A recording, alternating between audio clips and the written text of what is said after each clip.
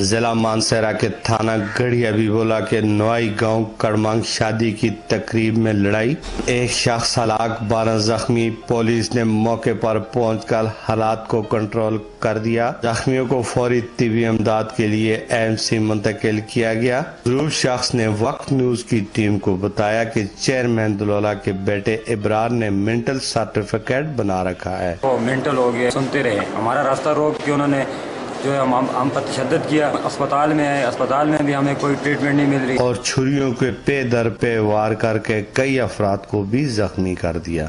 صابر سجاد، سید عالم بلال، زائد الطاف سمیت 2 خواتین اس موقع پر شدید زخمی ہوئی۔